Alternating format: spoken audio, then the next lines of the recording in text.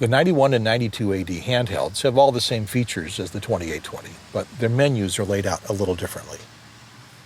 To get to the call sign menu, I press the menu button, dial the knob on top to select the call sign menu option.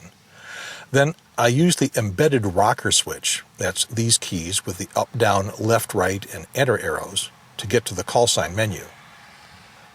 I select the field I want, and I can use either the dial or the up-down arrows, and I use the right arrow to enter the field. When I first enter that field, I can either rotate the dial or use the up-down arrows to select from a group of 60 call sign memories. There's only 6 memories in the My Call field. Or I can step in with the right arrow and program a new one. And finish up with the Enter key. Just like on your computer keyboard, it's the down left arrow. The ID800 is different.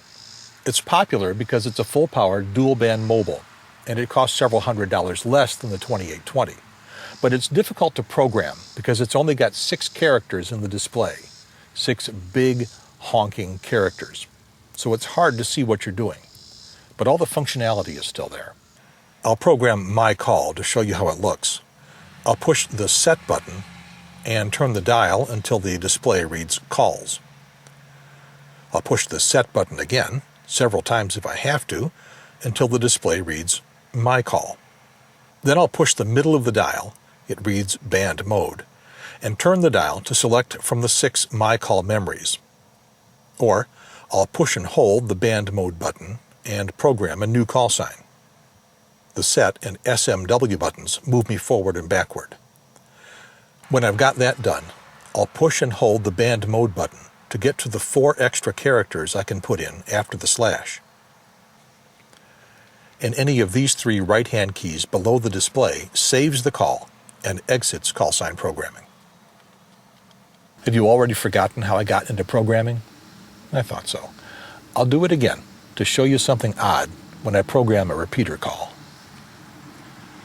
It's set, dial in calls, set again several times to reach RPT1C in the display. I don't know what the C means, maybe call sign. Turn the dial to pick a call sign that's already been programmed. This radio has 54 memories for repeater calls. Notice that if you pause a bit, the display jumps back to RPT1C. That's annoying, but if you bop the Band Mode button once, it'll just show call signs. Well, the first 6 characters of them anyway. You can't see the port letter. To see the port letter, hit the Set button, and you sort of scroll down the display to see the last 6 characters, and that shows the port letter. To program a brand new call sign, push and hold the Band Mode button and dial away. So, ID800 or 2820? You pays your money and you takes your choice. I know several hams who upgraded from the 800 to the 2820, and they're glad they did. Now a note about linking. In my program, Digital Voice for Amateur Radio, I said that multiple D-Star repeaters can't be linked together the way analog repeaters can. You know, where everybody talks to everybody over a bunch of repeaters. All D-Star had was that one-to-one networking using call signs. Well, that was true at the time, but there's nothing inherent about being digital that prohibits linking. In fact, just the opposite. It's just the way the gateway software was written at the time. So it wasn't long before ICOM rewrote gateway software to accommodate linking, and other hams wrote add-on software and created a bunch of reflectors. So now multiple repeaters can be linked together as much as they want. It's turned out to be very popular. With ICOM system, you have to put a conference name into the Your Call field of your radio. With the add-on system called D+, you don't have to do anything special. Everybody on the repeater is part of the link.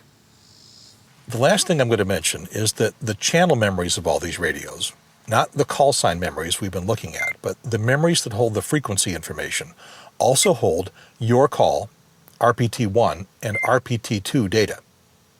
So if you find that there are repeaters that you link to frequently, or even just once in a while, you'll want to store them in memory. And that's it for this special YouTube edition of Amateur Radio Video News. I hope I've been able to help out at least a little bit. And I'd like to encourage you to check out all the rest of the videos on my website and on my YouTube channel. And for now, I'm Gary Pierce, KN4AQ, and I'll see you next time.